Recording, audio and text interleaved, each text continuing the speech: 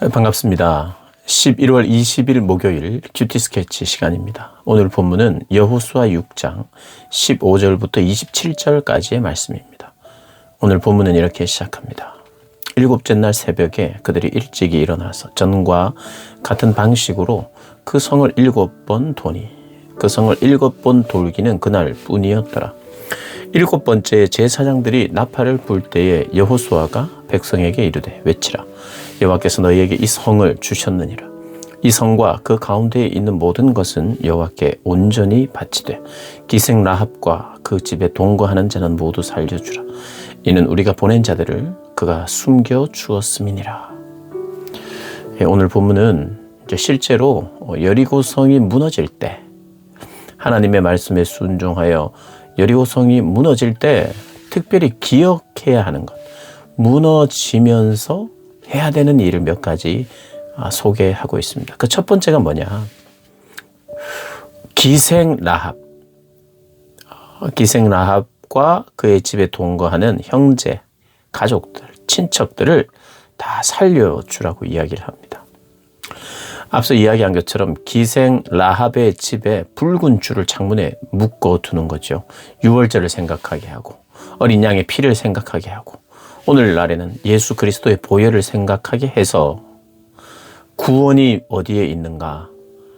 붉은 희생에 있다는 것을 이렇게 보여주면서 그것을 서로 간의 약속으로 삼았죠.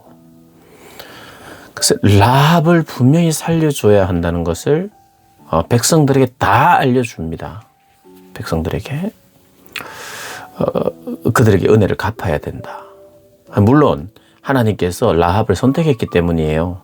그가 운 좋게 얻어 걸린 게 아니라 하나님께서 정탐꾼을 기생 라합의 집에 보내신 거고 만나게 하셨고 서로에게 은혜를 베푼 거죠. 하나님의 작품입니다. 하나님. 그리고 라합을 살려줘야 된다. 두 번째는 헤렘이라고 해서 진멸입니다. 모든 것을 하나님께 다 바치는, 불에 태워 진멸하는 거예요. 여리고성은 그래야 된다는 겁니다. 여리고성은 완전히 진멸해요. 거기서 뭔가를 얻는 건 몇 가지 있는데 그것은 은금과 동철기구. 요것 빼고는 손대지 마라. 근데 이것도 사람들이 취하는 게 아니에요. 전리품이 아니에요. 이건 여호와께 구별할 것이다. 그러니까 여호와께 구별하여 모든 것을 드리는데 두 종류로 여호와께 드려요. 하나는 모두 태워 없애는 것으로 드려요. 그리고 또 하나는 은금, 동철 기구들은 여호와의 곳간. 어떻게 보면 이 시대는 성소라고 할 수 있죠. 성막. 나중에는 이제 성전에는 따로 이게 구비되고 창고와 같은 곳이 되죠. 성전 기물들입니다. 그러니까 하나님께서 앞으로 사용할 성전 기물, 거룩한 것, 은금, 귀한 것이죠. 그러니까 하나님도 은금을 좋아하는구나 이렇게 생각하시면 안 되죠. 귀한 것으로 이제 하나님께서 사용하기 위하여 그렇게 구별합니다. 그래서 이 모든 것을 하나님께 드리라는 거예요. 그게 두 번째 요청입니다. 라합을 살려라. 라합을 구원해라. 그리고 모든 것은 진멸하라.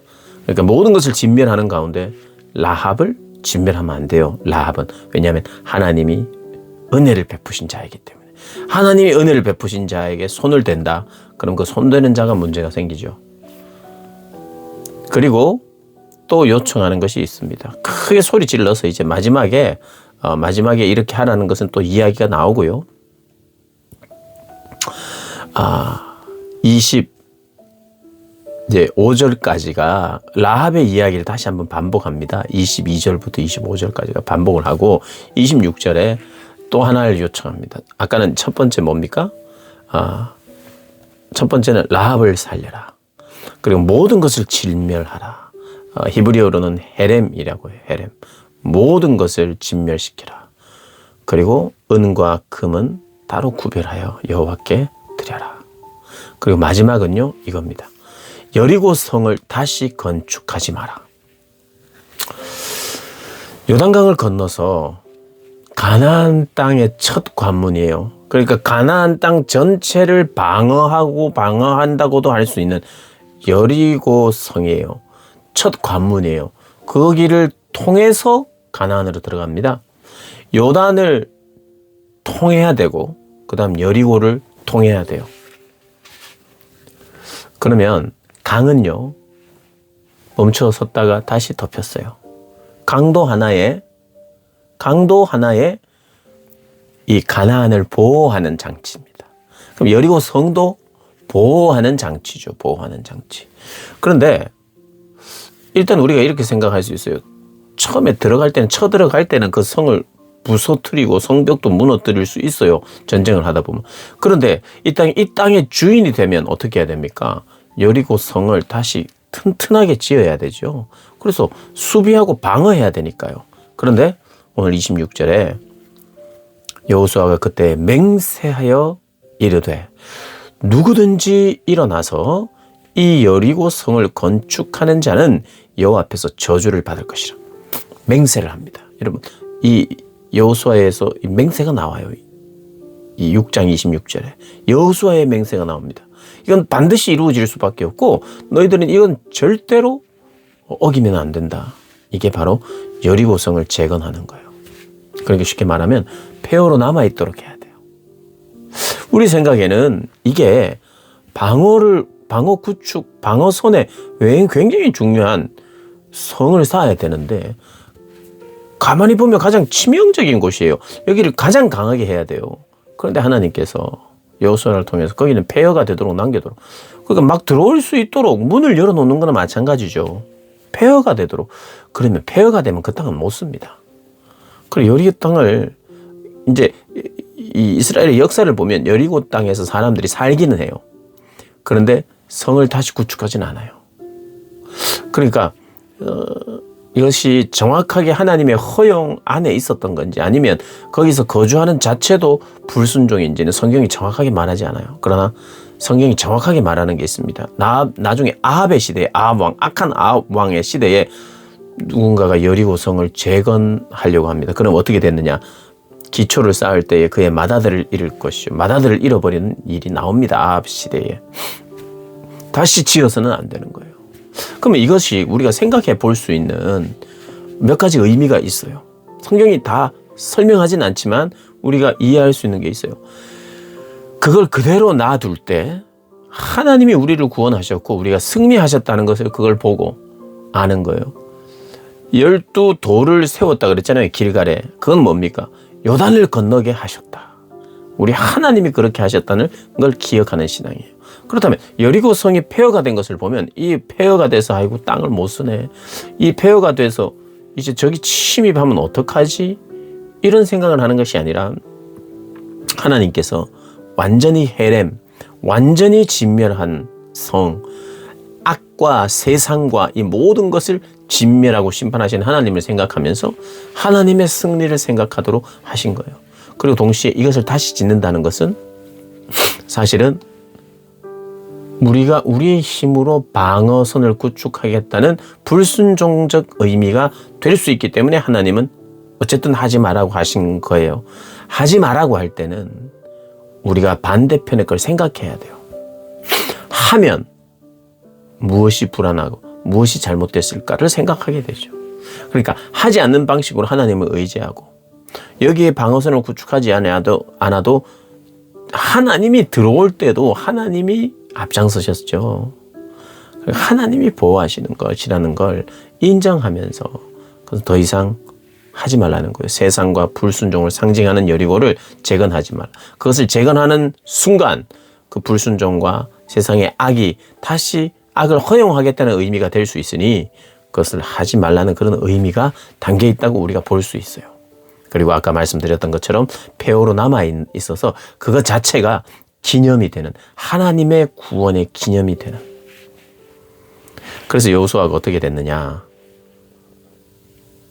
여호수아가 유명해집니다. 유명해져요. 27절에 여호와께서 여호수아와 함께 하시니 여호수아의 소문이 그 온 땅에 퍼지니라. 사람은요, 뭔가를 잘하면 유명해집니다. 남을 잘 도와주면 유명해집니다.